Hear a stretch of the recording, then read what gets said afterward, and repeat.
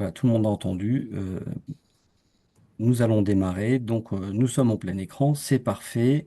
Nous sommes ensemble pour un atelier qui s'intitule Diminuer les impacts financiers d'un sinistre de marchandises par voie terrestre.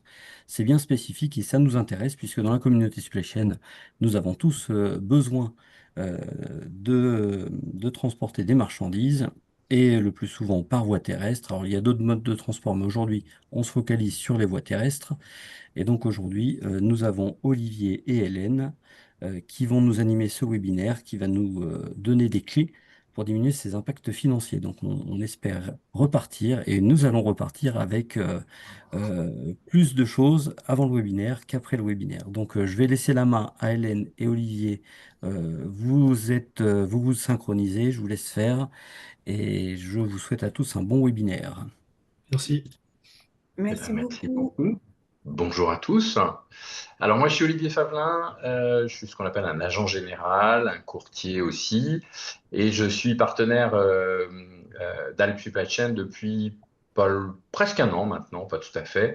Ça va presque faire un an. C'est la première fois que j'anime un webinaire en tant que partenaire d'Alp Supply Chain. J'en suis ravi. Et j'ai demandé à Hélène et à Julien d'Helvetia de me rejoindre pour un sujet très technique, très pointu, la RC marchandises transportées. Et puis, on va le traiter cette fois-ci sous l'angle de la voie terrestre, hein. Je vous rappelle qu'on a quelques sujets terrestres, aériens, maritimes, ferroviaires. C'est pas tout à fait la même approche, mais celle qui nous paraissait quand même la plus générale et celle qui, à notre avis, concerne le plus de monde, c'était la voie terrestre. Donc, on va démarrer par ce sujet-là. Puis, s'il y avait des demandes complémentaires, eh ben, on irait un peu plus loin sur peut-être d'autres mécaniques et pourquoi pas, fin d'année, organiser cette fois-ci un atelier physiquement dans la région. Pourquoi cet atelier? Pourquoi? Parce que c'est un sujet d'économie de coûts. On parle de supply chain, on parle de coûts. Eh bien, la gestion des sinistres, c'est un sujet récurrent que l'on voit dans les entreprises, que l'on sait plus ou moins bien gérer. Et on se rend compte que si on le gère pas comme il faut, ça a un impact énorme pour les entreprises. C'est souvent caché. C'est souvent des choses qu'on ne mesure pas, qu'on mesure assez mal. Et quand on met le doigt dessus, on se rend compte que les économies peuvent être relativement importantes. Donc, j'ai demandé à Hélène, qui est spécialiste du sujet chez Helvetia, de m'accompagner pour ce webinaire. C'est elle qui va nous exposer un petit peu leur vision des choses et puis on va échanger ensemble. Et on a Julien qui est à côté d'elle et qui anime la région sur le sujet de l'assurance côté Helvetia. Voilà, Hélène, on commence peut-être par un brief général sur ce qu'est le transport, même si ça paraît Oui, évident. alors, si vous me le permettez, je vais juste me présenter, juste Hélène Delrue, responsable indemnisation chez Helvetia. Et derrière moi, j'ai 19 ans d'assurance transport et de droit du transport et tout ce qui concerne les litiges transport, en fait, marchandises transportées. Juste, voilà. Et donc, merci Olivier pour cette présentation. Donc, je peux passer les slides du pourquoi de cet atelier. Et ce qui est important, c'est que ça soit dynamique et vous pouvez m'interrompre ou nous interrompre à tout moment pour poser des questions. Il y a aucun souci. Donc, juste un petit slide aujourd'hui, sur les acteurs de la logistique et du transport, parce que ce qui est important, c'est de bien détailler la chaîne transport avec, voilà, un expéditeur qui a vendu une marchandise au niveau du destinataire et il peut y avoir des transports du préacheminement fait par un transporteur. Ensuite, il peut y avoir de la logistique, du transitaire, du conditionnement, ensuite de la voie maritime, donc du transport maritime, et ensuite du pré-acheminement, post-acheminement pour arriver chez le destinateur, votre acheteur. Et tout ça peut être organisé par un commissionnaire de transport. Donc, ce qui est important, c'est pour comprendre cette formation aujourd'hui, c'est vraiment d'avoir intégré cette chaîne, mais je pense que vous le maîtrisez totalement. Ça va. Ça va? Oui. Bon, impeccable. Comme on dit toujours, ça va sans dire, mais ça va tellement mieux en le disant. Voilà, c'est vrai que c'était un peu un slide, j'enfonce des portes ouvertes, mais c'est quand même important. Et ce qu'il faut aussi, dans le langage du droit du transport, il y a certains items qui reviennent. Donc, le transporteur, loueur de véhicules avec chauffeur et le commissionnaire. Donc, parce que tout ça, ces trois ont des législations différentes et des responsabilités différentes en fonction de comment ils interviennent dans le transport. Donc, le transporteur, qu'on peut appeler voiturier, c'est celui qui prend en charge la marchandise physiquement. C'est-à-dire, il charge la marchandise chez vous et il l'achemine au point de livraison prévu dans le contrat de transport avec ses propres véhicules ou les véhicules qu'il a en location. Donc ça, voilà, voiturier, transporteur. Ensuite, il y a le loueur de véhicules avec chauffeur, c'est-à-dire que lui, il fournit les moyens de déplacement de la marchandise et il a une obligation de moyens. Et après, vous avez le commissionnaire de transport qui, lui, le commissionnaire de transport est un organisateur. C'est-à-dire qu'il ne va pas faire l'opération physique de transporter la marchandise, mais il va organiser ce transport et il aura une double responsabilité. Déjà, la première, une obligation de résultat quant à amener la marchandise à bonne destination. Et aussi, il a une responsabilité pour faute personnelle quand il organise mal le transport. Donc, est-ce que ça, déjà, ce sont des termes qui vous parlent et vous aviez fait la différence entre commissionnaire, loueur ou transporteur?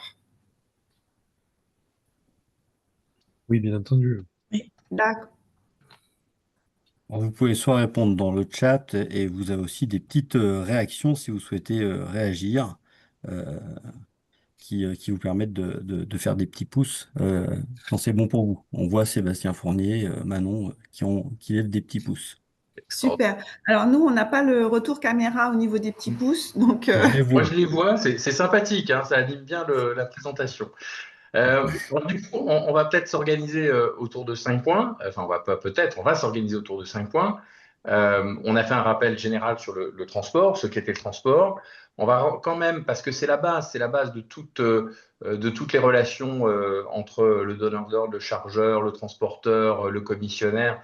On va faire un petit rappel sur la réglementation du transport, sur la législation applicable. C'est vraiment la base de de toute la suite. On identifiera les principaux types de sinistres qu'on rencontre, qu'on a à gérer.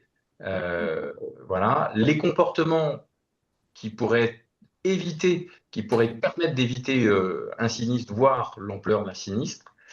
On mesurera les impacts financiers d'un sinistre sur la marchandise transportée et puis on verra en toute fin quelles solutions on peut apporter à un moment donné pour limiter les impacts économiques en tant que chargeur. Voilà. On commence par le rappel sur la réglementation. oui. Donc, ce qui est important de rappeler, c'est la définition du contrat de transport. Donc, le contrat de transport, c'est une convention par laquelle un professionnel du transport s'engage à déplacer une marchandise d'un point A à un point B contre un prix. Donc, c'est-à-dire que pour qu'il y ait contrat de transport, il faut absolument qu'il y ait déplacement de marchandises entre A, B et un fret de payer. Ça, c'est la base. Donc, et ce contrat de transport, verbalement, enfin, de façon vulgaire ou à l'usage, on appelle ça une lettre de voiture. La lettre de voiture matérialise le contrat de transport avec tout ce qu'il y a comme information nécessaire au niveau du transport de la marchandise. Donc, ça, c'est vrai. Non onéreux, gratuit. Tout à fait. Mais pas un transport. Enfin, dans tous les cas, ne relève pas de ça. Oui, et ce qui implique un transport gratuit, vous ne bénéficiez, enfin voilà, il n'y aura pas de législation qui encadre ce transport et ça ne sera pas couvert par vos solutions d'assurance en fait. Donc ça, c'est important de le noter. Donc, Je vous ai remis là les principaux textes. Je ne sais pas si vous les connaissez, mais ça, c'est les textes de base au niveau du transport et de l'assurance marchandises transportée. C'est-à-dire que lorsque vous recevez de la marchandise et que vous voyez qu'elle est endommagée à réception, il faut absolument, en droit français, apposer des réserves claires, nettes et précises sur le document de transport. Si vous n'apposez pas ces réserves-là, la réception est considérée, enfin, la réception des marchandises est considérée conforme. Donc ça, c'est l'article L133-3 alinéa 1 du Code de commerce. Si vous voulez, vous avez la possibilité de confirmer ces réserves par lettre recommandée, mais maintenant un mail suffit en indiquant voilà, j'ai reçu cette marchandise, elle a été endommagée à tel endroit, j'estime que le montant des dommages est de tel montant. Mais si vous n'apposez pas des réserves sur le titre de transport, ça sera à vous d'apporter la preuve que c'est le transporteur qui a endommagé votre marchandise. Donc, ça veut dire qu'une réserve du type sous réserve de déballage, Sous réserve de déballage, ça vaut rien. sous abîmé, ça vaut rien parce que abîmé, ça pourrait. Alors, ça dépend. Si c'est qu'un colis qui est transporté et il y a marqué en abîmé, on peut considérer, si on a le mail précisant l'étendue des dommages, on peut considérer que c'est recevable. Mais par exemple, vous avez 100 colis et vous marquez abîmé sans référence du colis, ça vaut rien, en fait. C'est comme s'il n'y avait pas de réserve. Ça, c'est un vrai sujet. Hein. Les réserves, c'est une des premières causes, enfin première, je ne sais pas si on peut dire première, mais en tout cas, c'est une cause principale de refus de prise en charge par un transporteur au motif qu'effectivement la réserve n'est ni claire, ni précise, ni complète. On est d'accord? Oui, on est d'accord. S'il n'y a pas de réserve, vous ne pourrez pas agir contre le transporteur. Et vous ne pourrez pas prouver que les dommages ont bien eu lieu en cours de transport.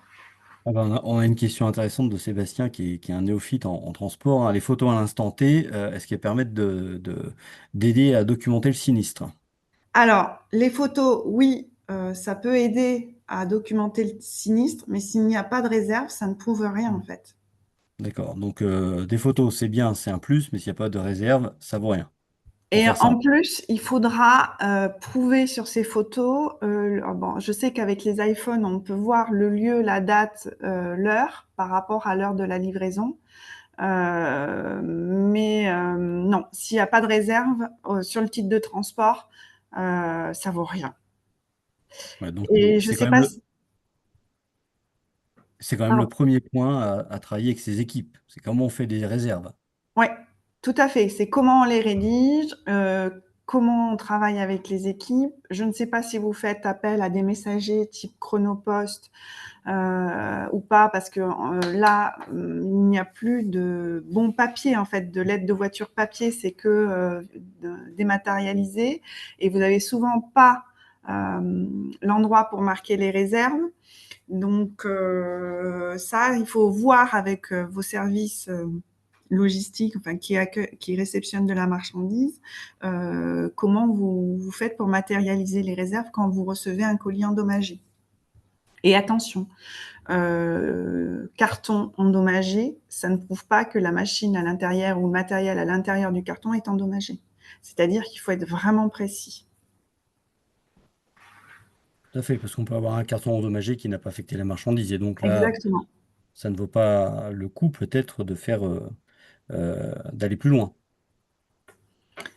Alors, La difficulté, c'est si on met carton endommagé et qu'elle est bien endommagée, le risque, c'est qu'effectivement, la réserve ne soit pas suffisante pour être prise en compte. ben, elle est clairement pas Il y a rien, suffisante. Il faut développer. Ouais, il faut développer. Elle est clairement pas suffisante en fait. Si on marque carton endommagé et que à l'intérieur la machine ou le colis, enfin la marchandise est endommagée, mais que sur le bon de transport du transporteur vous avez marqué carton endommagé, ça ne prouvera pas que la marchandise elle est réellement endommagée. Les réserves en transport, en droit du transport, c'est la base en fait. C'est ce qu'il faut appréhender et traiter le mieux. Alors, Oui, c'est parce pas que toujours évident, parce que ça dépend des transporteurs. Alors, ça dépend bien évidemment de la nature du transport. Tu as cité tout à l'heure Chronopost, les expressistes. C'est clair qu'ils ont une méthode qui consiste à aller le plus vite possible, faire signer, voire ne pas faire signer la réception, et laisser le temps de la réserve. C'est quelque chose d'assez exceptionnel, et il faut effectivement se battre pour pouvoir laisser une réserve claire et précise. Donc Tout ça, à fait.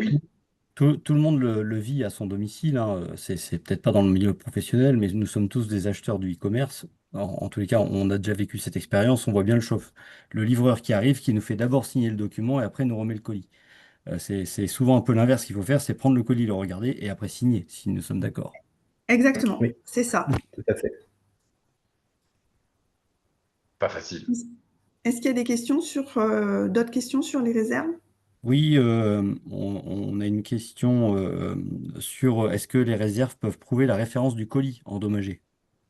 Alors, franchement, si vous arrivez à marquer sur votre bon de livraison carton numéro tant, sur le bon de transport, sur la lettre de voiture du transporteur, le colis numéro tant, complètement endommagé par telle et telle explication en fonction de la description que vous pouvez en faire, c'est le mieux. C'est le mieux. Oui, quand vous marquez la référence du colis, oui, c'est bien. Tout à fait.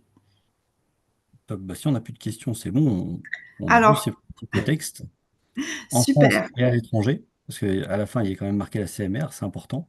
Alors, ce principe-là, c'est le droit français que vous pourrez appliquer au niveau des transports internationaux terrestres. La CMR, elle est d'ordre public, c'est-à-dire que vous ne pouvez pas y déroger, mais elle introduit une notion de dommage non apparent.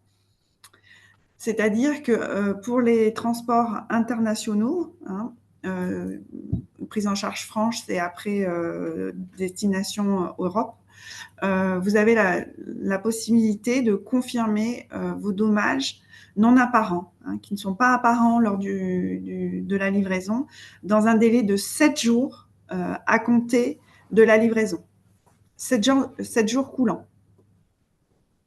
Par exemple, ben là, typiquement, votre client destinataire allemand reçoit un carton net de dommages, mais à l'intérieur, c'est des vêtements de luxe ou des sacs de luxe, il en manque.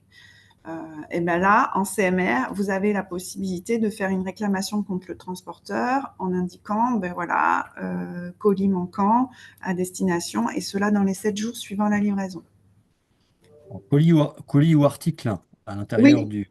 oui, tout à fait. Alors c'est intéressant de faire cette distinction entre dommages apparents et non apparents, parce que si on ne la fait pas dans le texte français, alors est-ce que ça signifie qu'il faut vérifier le nombre de colis, il faut vérifier ce qu'il y a à Dans la l'intérieur? France, oui. Sur le texte français, vous devez vérifier absolument, oui, quand c'est un transport France-France. En effet, il faut absolument que sur la lettre de voiture apparaissent tous les dommages à la marchandise. La CMR, pour les dommages non apparents, indique qu'on a une possibilité de faire des réserves dans les 7 jours. Mais la CMR, c'est pour les transports internationaux. Important pour l'organisation à la réception dans l'entrepôt. Tout à fait. Ça veut dire qu'il faut commencer à catégoriser si le transport il est national ou si il relève de la CMR. Parce que dans les opérations logistiques, ça met de la pression en transport national pour vérifier maintenant tous les dommages apparents non apparents, tandis qu'en CMR, ça peut laisser un petit temps pour pouvoir s'organiser à regarder ce qu'il y a dedans. Oui, oui, mais pour les dommages non apparents, c'est-à-dire pas Tout à fait. visibles. Tout à fait. Ça tout dépend du type du type de marchandise expédiée ou reçue, en fait. C'est, voilà. On Et il y a J'accepte une- les réserves ou les confirmations de réserve faites par mail. Alors, les confirmations de réserve, c'est toujours mieux parce que ça permet de bien, après coup, d'envoyer des photos, d'expliciter exactement les dommages, le fait peut-être d'envoyer un expert compte tenu du montant des dommages. C'est vrai que c'est très bien de faire des confirmations de réserve dans les 3 jours qui suivent la réception. C'est mieux, c'est un plus.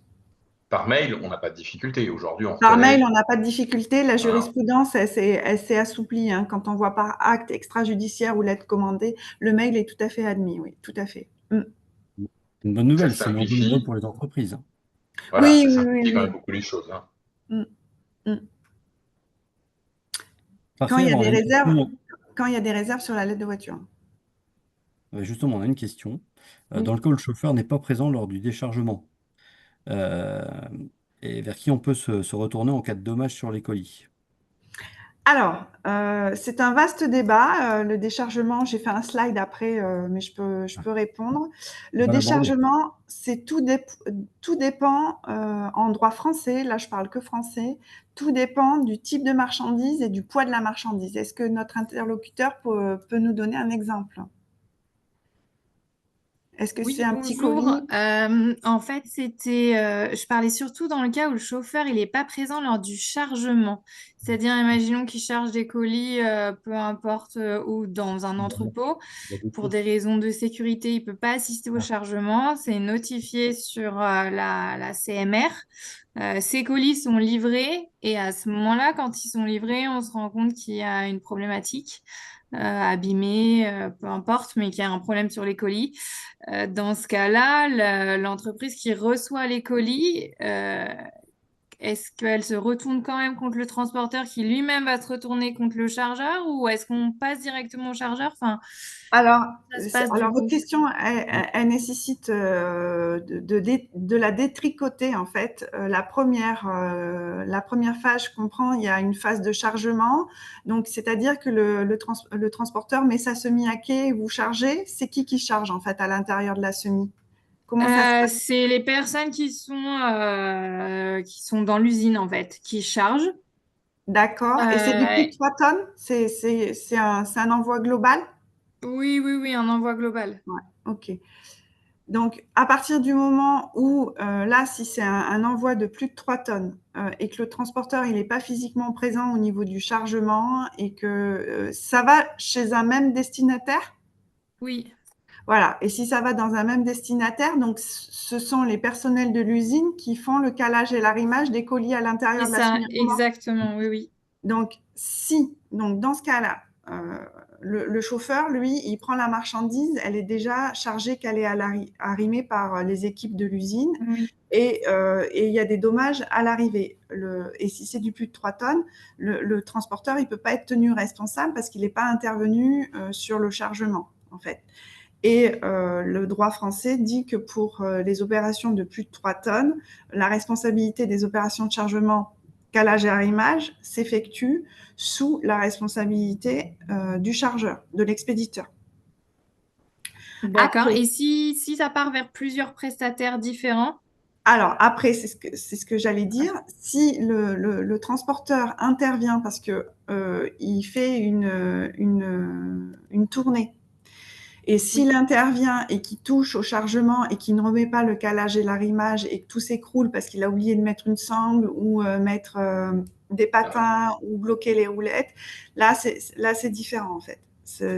Tout dépend le contexte du transport et comment il est organisé.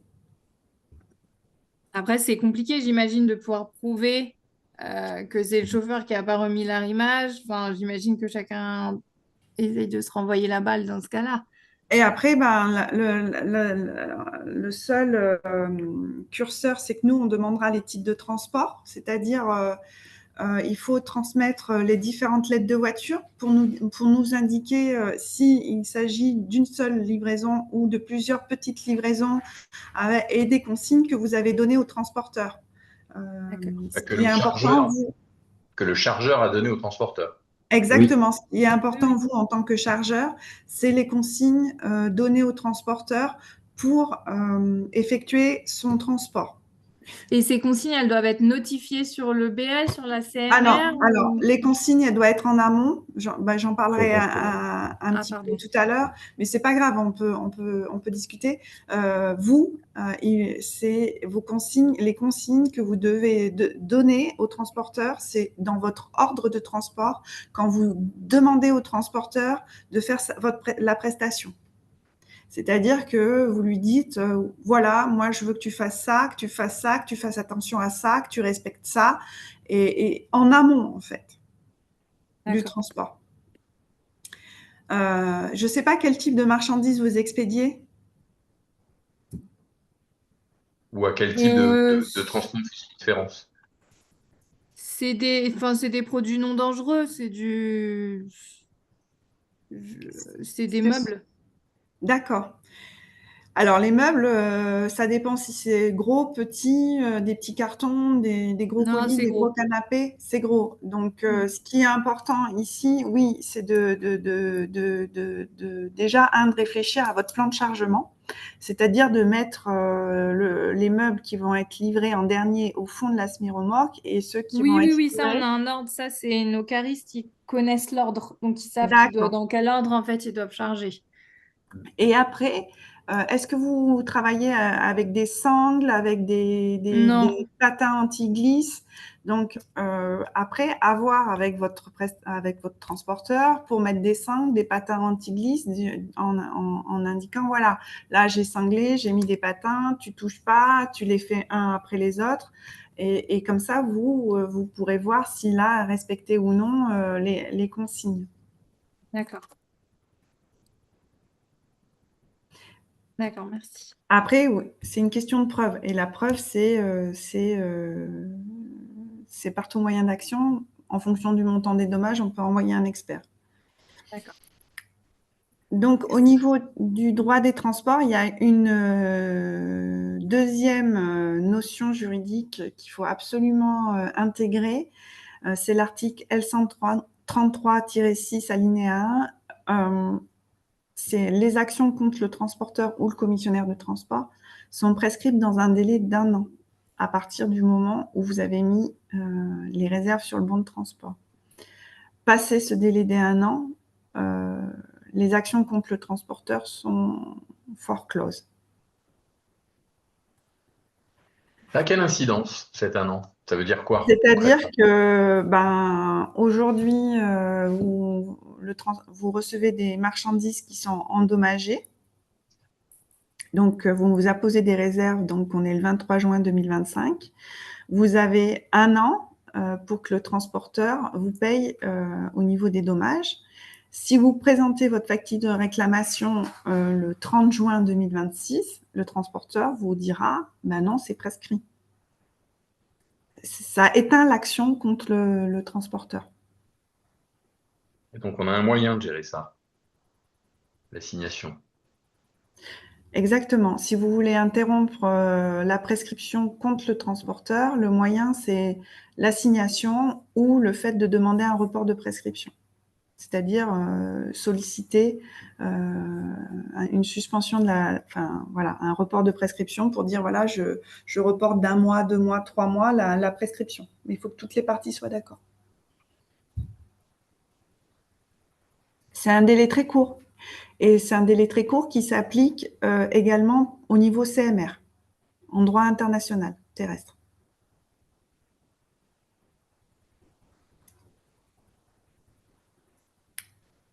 On a Est-ce que vous avez... deux Oui. questions intéressantes qui ont été posées par les participants. Est-ce que si on prend des photos après chaque chargement pour prouver que le chargement était bien fait et que les marchandises étaient bien protégées, est-ce que ça constitue un reçu en cas de dommage?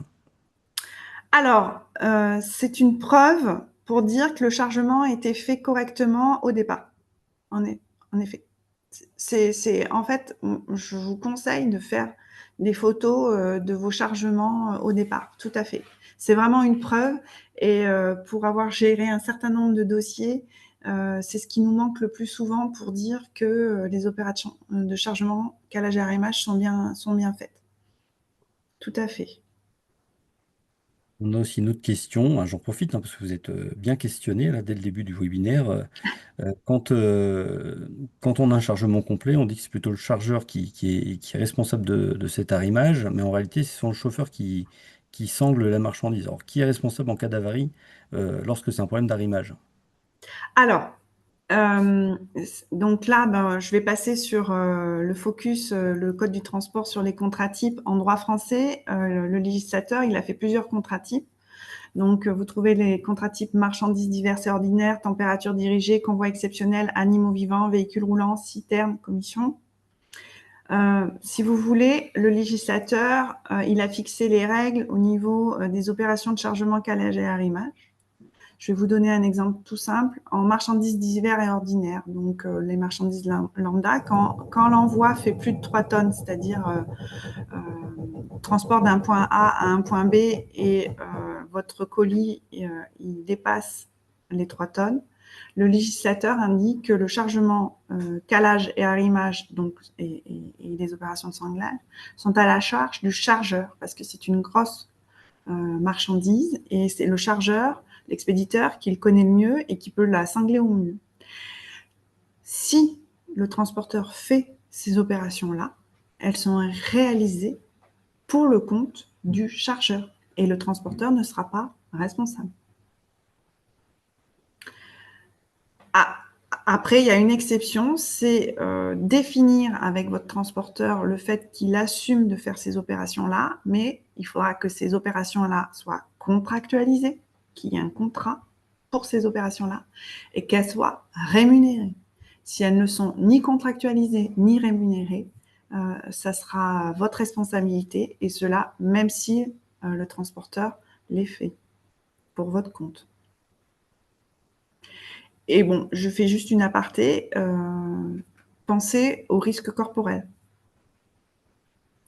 C'est-à-dire que vous pouvez avoir un sinistre corporel sur une palette qui tombe et si c'est un envoi de plus de 3 tonnes, ça sera votre responsabilité à vous et pas celle du transporteur, même si c'est lui qui l'a fait. C'est-à-dire qu'on pourrait être recherché en faute inexcusable. Enfin, non, là, pas en faute inexcusable, mais en excès d'exploitation. Ah, Le tout fait à fait. qu'un chauffeur tiers qui est venu arrimer, sangler, charger, parce qu'il voulait donner la route, ce serait à nous, enfin à nous, aux chargeurs, d'assumer les conséquences d'un tel sinistre. Voilà, donc ce qui est important, c'est moi sur le point sur lequel j'insiste, c'est vous connaissez votre marchandise, regardez au niveau droit français les contrats types et ce qui prévoit en termes de chargement, calage et arrimage. Voilà. Donc les convois exceptionnels, le chargement, calage et arrimage, c'est pour le chargeur et le destinataire pour le déchargement. Marchandises diverses et ordinaires en plus de 3 tonnes. Et température dirigée en plus de 3 tonnes également. C'est bon? Bien, nos invités vont pouvoir aller rechercher des informations. Ah bah alors là, oui, mais c'est vraiment important de traiter correctement ces opérations parce que d'expérience, des fois, elles sont un peu prises à la légère et c'est là où on peut avoir des gros sinistres en fait. Je vous propose d'avancer. On va peut-être passer au type de sinistre qu'on rencontre généralement. Alors voilà, je veux juste, juste un tout petit topo au niveau de la responsabilité du transporteur en droit français. Donc le transporteur, il est tenu à une obligation de résultat. Donc c'est-à-dire qu'il doit vous livrer, il a une présomption de responsabilité de vous livrer la marchandise en bon état. Si la marchandise n'est pas en bon état, il faut apposer des réserves. Il peut être dégagé de sa responsabilité pour des cas de vice propre, c'est-à-dire que la marchandise est intrinsèquement viciée. Ça, on le retrouve essentiellement au niveau de la problématique des fruits, des fruits qui sont déjà altérés, pourris. Le transporteur, en général, il a bien transporté à bonne température, ça ne sera pas de sa faute. La faute du donneur d'ordre, donc là, on va faire un focus tout à l'heure, mais c'est le fait de donner vous, en tant que donneur d'ordre, vous donnez des mauvaises indications au transporteur et le transport se passe mal du fait de ces mauvaises indications.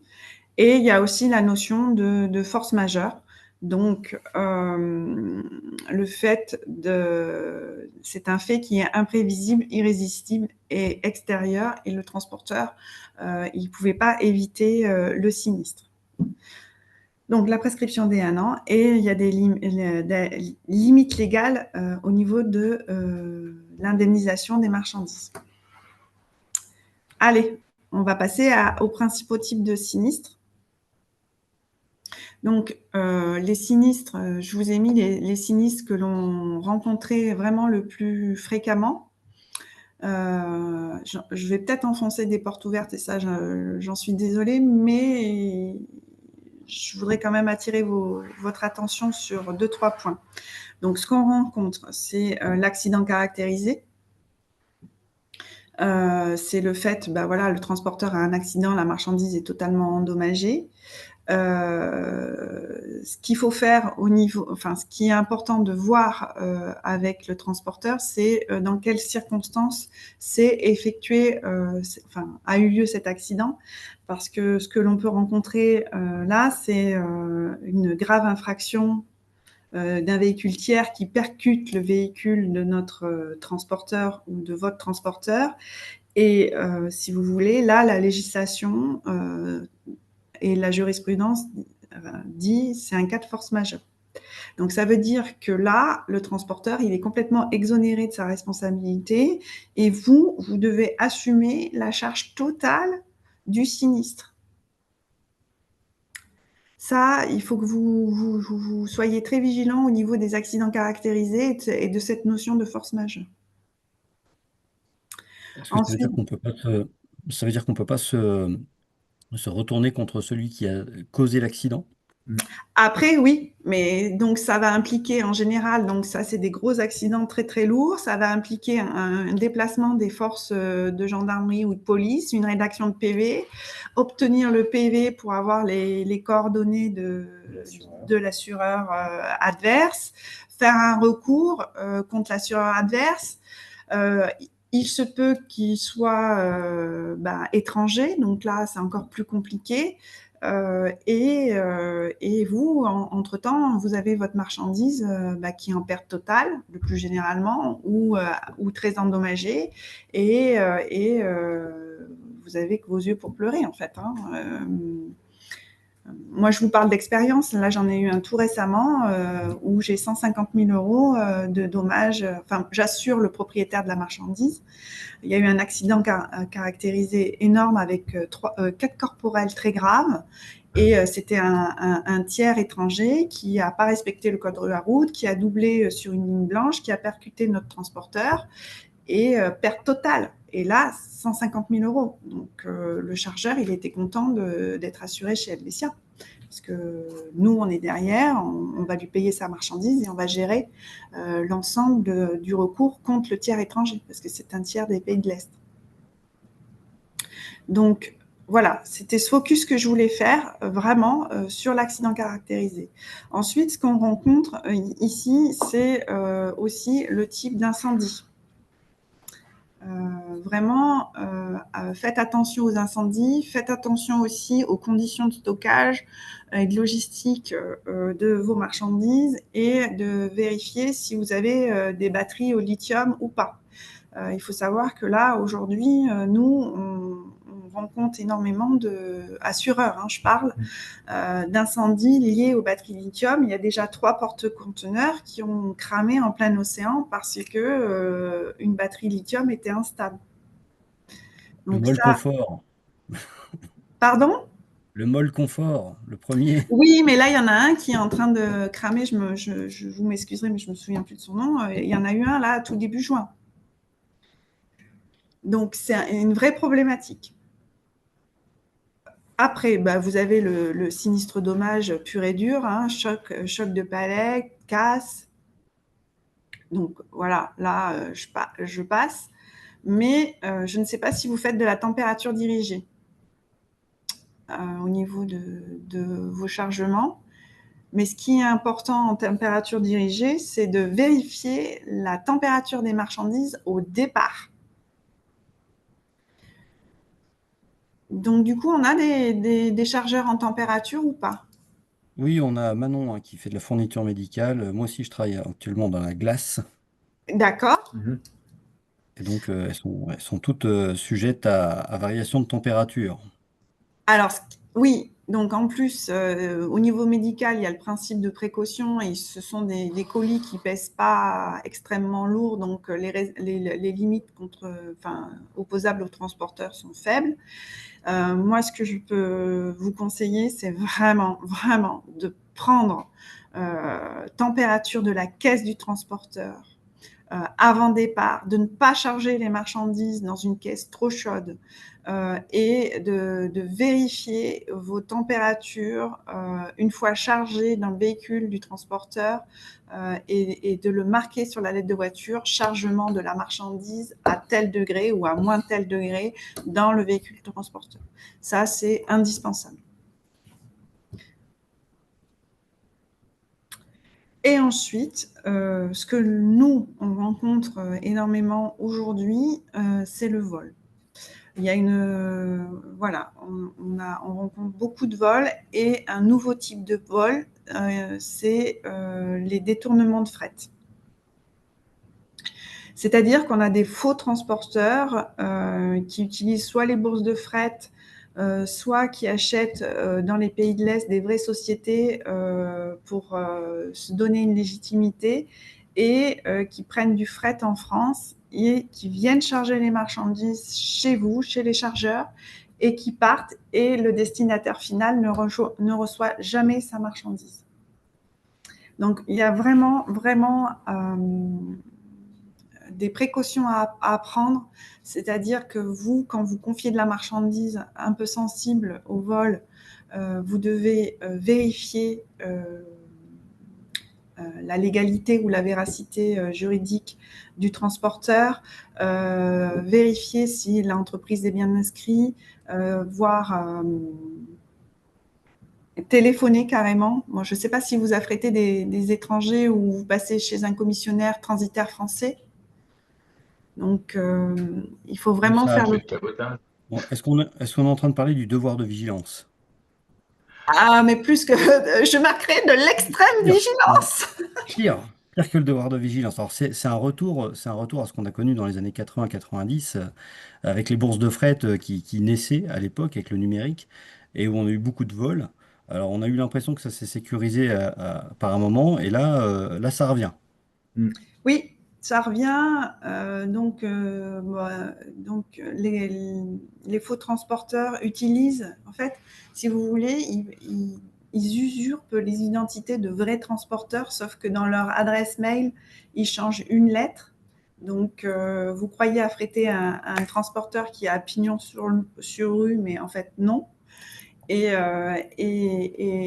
oui, il y a une recrudescence et je vous ai mis un lien LinkedIn si vous voulez voir après, une fois le webinaire terminé, sur les mesures à prendre et ce qu'on préconise comme mesures à prendre pour sécuriser vos chargements. Très bien. Le lien est déjà dans le chat, hein. Pour ceux qui le souhaitent, n'hésitez pas à l'ouvrir pour pouvoir aller voir ça après le webinaire. Alors bien sûr, au niveau des précautions à prendre contre le vol, c'est vrai qu'il faut le mieux, si votre chargement est de haute valeur ajoutée, il faut donner des consignes au niveau de la sécurisation du chargement. Pas laisser la marchandise stationner en pleine rue, en pleine nuit, sans avoir des cadenas ou des verrous de pivot d'attelage ou des bâches armées. Il faut que c'est vous qui connaissez la valeur de votre marchandise, c'est vous qui connaissez la marchandise, vous savez si elle est sensible au vol ou elle peut être sensible au vol. Il faut absolument, absolument que vous donniez des consignes à votre transporteur. Très bien, on a une question de Michel hein, en cas de grève. où on bloque les transporteurs. Bon, je vais faire un peu un raccourci. Est-ce qu'on est sur le cas d'un cas de force majeure, un cas de force majeure? Alors, non, on n'est pas dans un cas de force majeure au niveau des grèves à partir du moment où on a l'information qu'il y aura une grève ou qu'elle a été annoncée et qu'on le sait. Le cas de force majeure, c'est quelque chose qui relève de l'irrésistibilité et de l'extériorité, le fait qu'on n'ait pas d'information. Très bien. Alors, moi, je parle de la grève. Hein. Je parle de la grève, attention, hein, vraiment. Je ne parle pas des émeutes, mouvements populaires comme on a pu avoir pour la mort du jeune Naël. Là où ça, c'est différent, c'est quelque chose qui a été soudain. Et là, si de la marchandise était chargée dans un véhicule de transporteur et que ça a fait l'objet d'incendies suite à cette émeute-là, cas particulier, là, oui, c'est un cas de force majeure. En fait, tout dépend, du contexte. En fait. Très bien. Alors, je rappelle juste il est 11h48, donc... On va se dépêcher. Alors, les donc, comportements à éviter, donc les bonnes pratiques lors de l'envoi de vos marchandises. Vraiment, sur le point que j'insiste, c'est le conditionnement. Vous devez conditionner de façon efficiente vos marchandises pour qu'ils supportent les aléas du transport.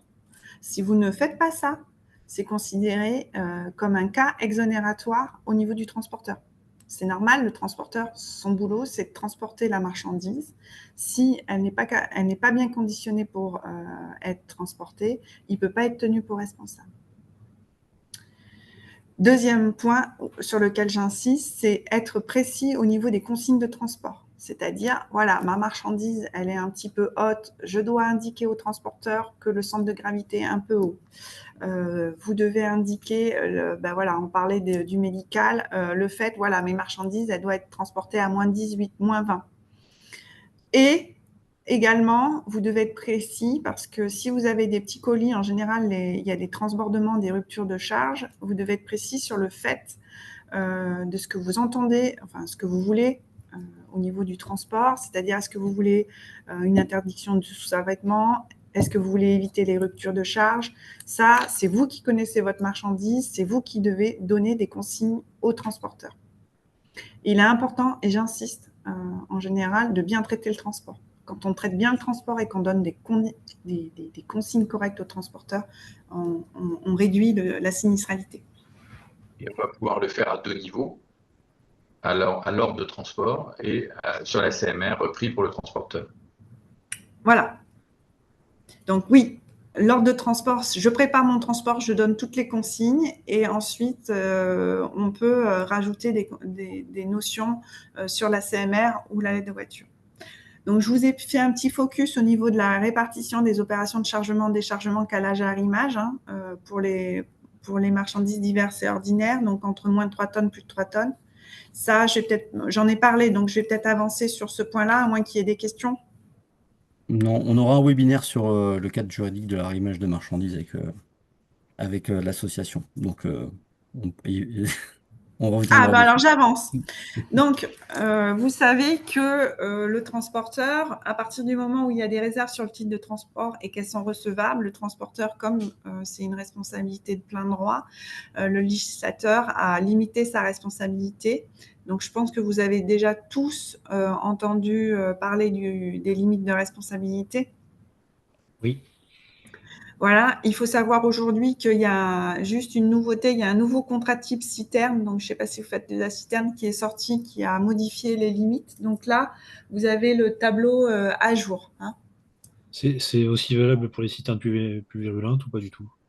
Oui, c'est Oui. c'est le nouveau contrat type citerne qui est sorti, que vous trouvez sur le Légifrance. Hein. D'accord. Donc, vous voyez, le prix au kilo est passé de 3 à 4. La limitation à l'envoi, pareil, c'est à 80 maintenant. Et le législateur intègre une notion, je ne sais pas si vous savez, c'est une unité de transport intermodal, 25 000 euros.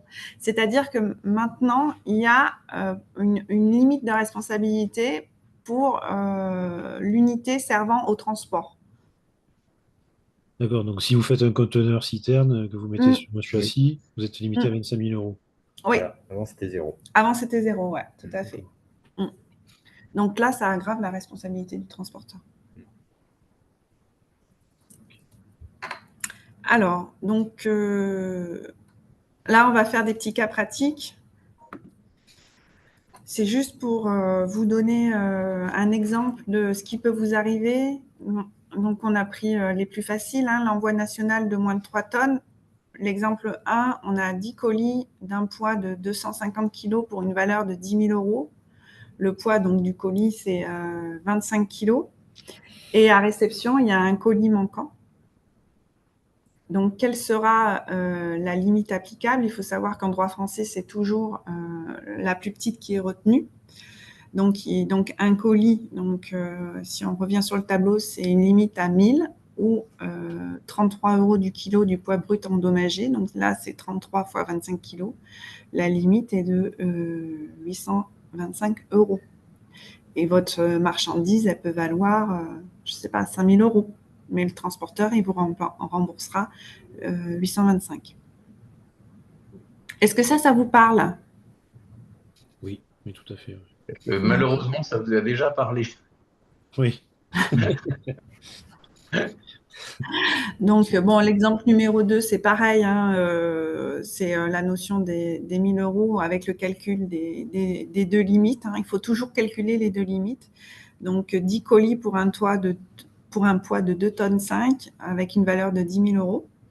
Donc, le poids d'un colis, c'est 250 kg et il y a un colis manquant. Donc, on vous calcule les limites. Donc, 33 euros du kilo fois 250 kg. Donc, première limite de 8 250 euros. Et ensuite, un colis fois 1 000 euros. Donc, c'est 1 000 euros. C'est pas l'indemnité maximum du par colis qui est oui, pardon, oui, ça, dans le cas, c'est la C'est limite. toujours la limite la plus petite qui sera donnée par le transporteur. Oui.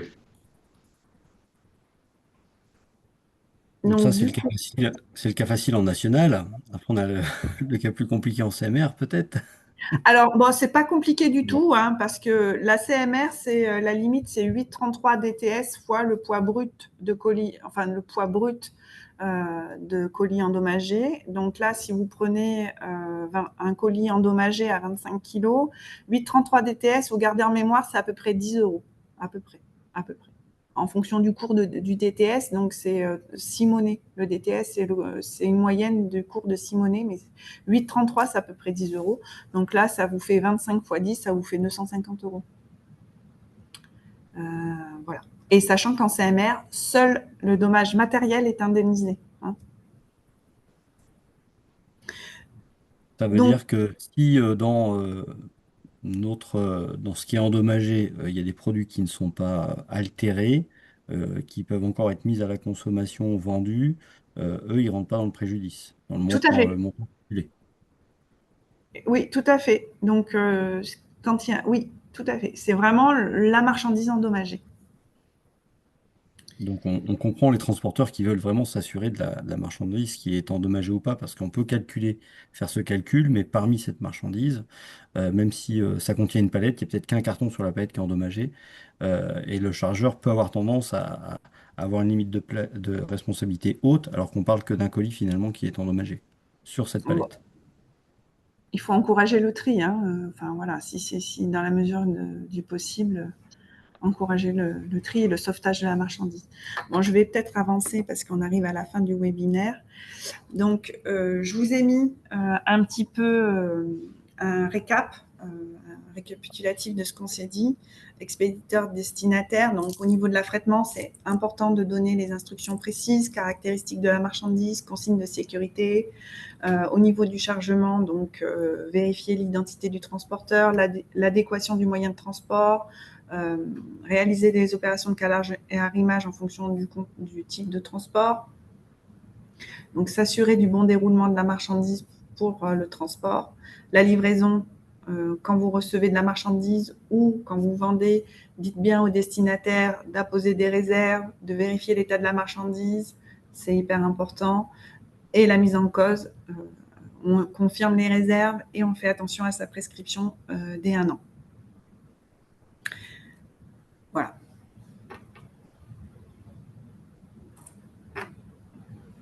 J'avance un petit peu. Donc, les solutions assurantielles. Voilà, la solution. On va pouvoir proposer des solutions clés en main, en fait, sur lesquelles on va, j'ai envie de dire, porter le risque, que ce soit sur le dommage des marchandises, que ce soit sur le transport, que ce soit du national, que ce soit de l'international. Et c'est nous qui nous chargerons à chaque fois de la notion du recours, qui est toujours un peu aléatoire. Enfin, Hélène l'a souligné tout à l'heure. La notion du recours, que ce soit contre un transporteur international ou local, elle n'est pas toujours évidente. Donc, du coup, on a effectivement des solutions à vous proposer pour pallier à toutes ces difficultés et s'interfacer avec vous et remplacer la gestion du sinistre de manière à avoir l'impact le plus faible possible sur votre exploitation et sur votre résultat de fin d'année. Voilà. Est-ce que vous avez des questions?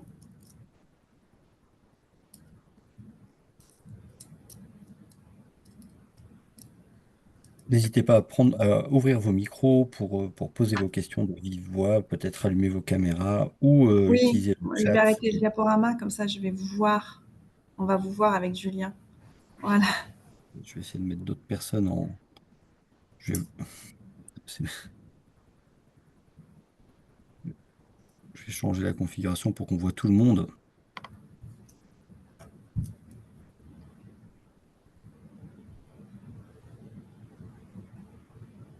Est-ce qu'il y a des remarques ou des questions? Est-ce que c'était évident? C'était clair pour tout le monde? Est-ce qu'il y a des sujets qui nécessiteraient qu'on croise différemment? Ouais, Bien évidemment, Michel, vous aurez la j'ai présentation. une question. Est-ce qu'il y a moyen de se retourner contre un transporteur en l'absence totale de réserve sur la ou les lettres de voiture? Alors, ça va être très compliqué. S'il n'y a pas de réserve. À quel cadre vous pensiez? À quelle situation vous pensiez? Là, au mois de février, j'ai eu un cas où je transportais du matériel médical qui arrivait auprès d'un hôpital, donc avec des gens qui connaissent rien du tout à la transport. Donc on a demandé au messager de nous retourner la marchandise qui avait été refusée. Et quand la marchandise est arrivée à nos locaux, personne chez nous au niveau de la logistique n'a fait de réserve sur la lettre de voiture. Par contre, on avait contacté le messager et il savait pertinemment qu'il y avait souci sur la marchandise. Et on avait passé les ordres de transport sur sa plateforme, etc. On a adressé un mail, fait plusieurs mails avec des photos et en circonstanciant les faits et en donnant un montant précis du dommage qui a été porté à la marchandise. Et ce dernier a toujours refusé de nous indemniser ou de faire quoi que ce soit auprès de son assureur à lui. Voilà le souci qu'on a eu.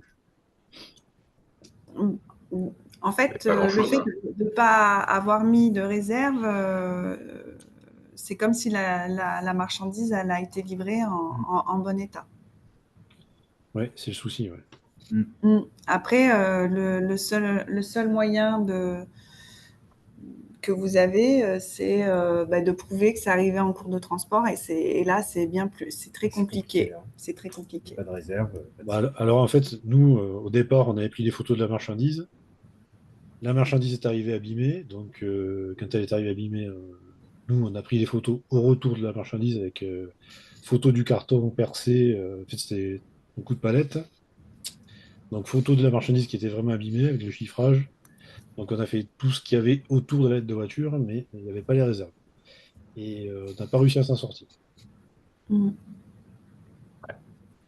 C'est un peu logique. Enfin, dans tous les cas, eu égard à la présentation qui a été faite, effectivement, la logique, c'est la réserve et à toute étape. Et là, aujourd'hui, vous n'avez pas grand-chose pour dire, vous n'avez même rien du tout. Donc, Je veux dire, là, c'est du commerce maintenant. On est sur la voie commerciale, là. Oui, la voie commerciale n'a pas marché non plus. Ah, en plus, je crois que le matériel médical, hein, ça pèse pas lourd, non? Là, Non, non, voilà. ça pèse pas du tout lourd et le souci, c'est que ça a une grande valeur. Ouais. Donc voilà, Ben oui.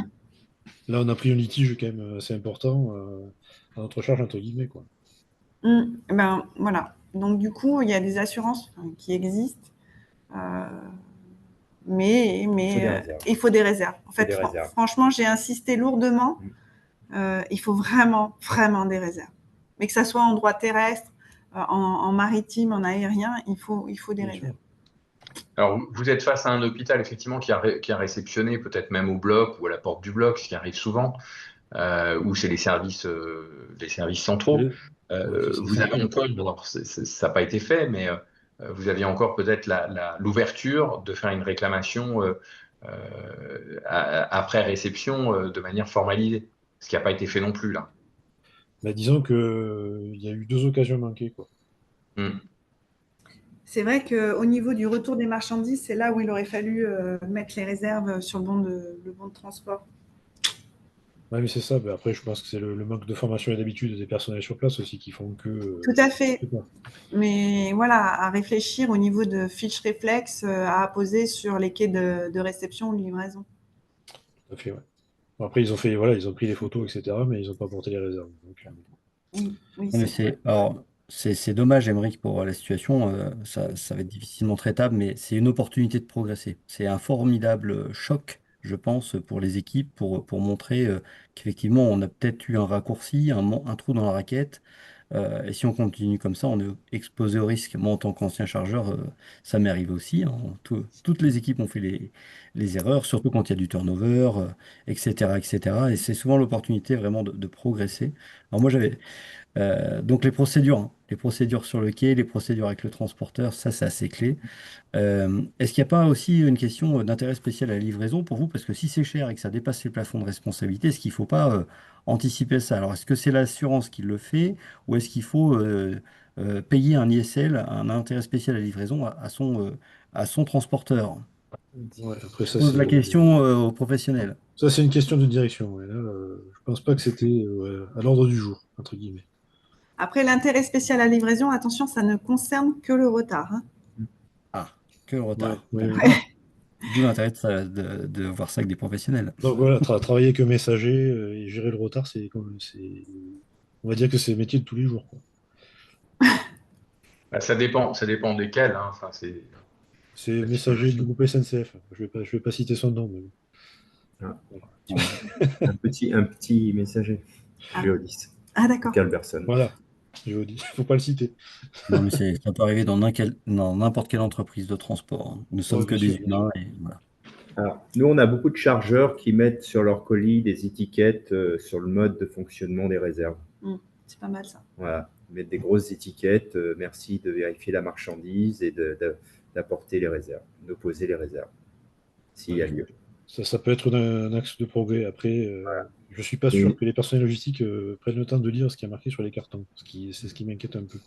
Ah, ça, ouais, Non, mais c'est de l'humain, hein. Il faut vraiment Bien sûr. passer du temps sur le quai pour les former, faire des audits réguliers, alors pas tous les jours, mais une fois tous les 3 ou 6 mois, pour aller voir que ça se passe bien, parce que voilà, c'est l'implication de chacun qui fait le succès de la prise de réserve ou pas.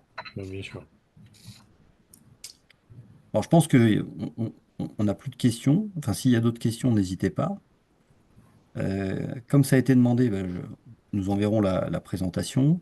Je voulais remercier Olivier pour avoir déclenché ce type de webinaire qu'on voit peu souvent sur la place et qui m'intéresse beaucoup, et Hélène de l'avoir animé avec son collègue. C'est vraiment très intéressant d'avoir des experts autour de la table qui ont un autre regard que celui du chargeur ou celui du transporteur pour prendre un peu de recul et rappeler quand même les essentiels, hein. C'est les basiques, mais ces basiques qui marchent bien.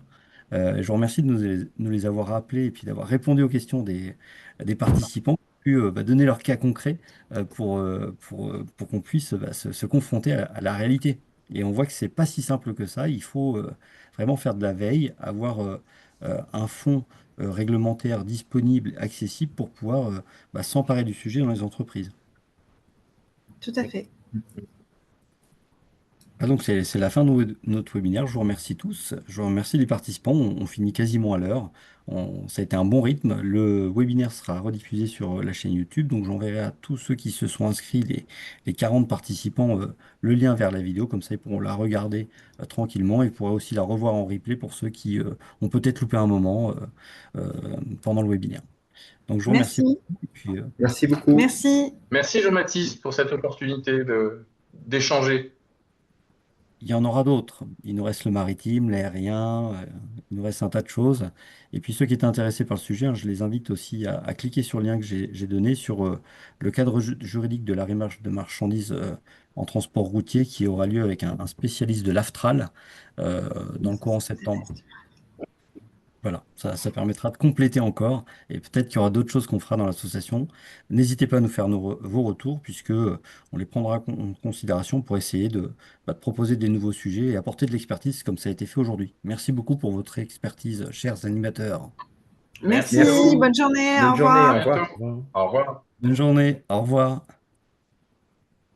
Comment on sort de là? C'est bon là?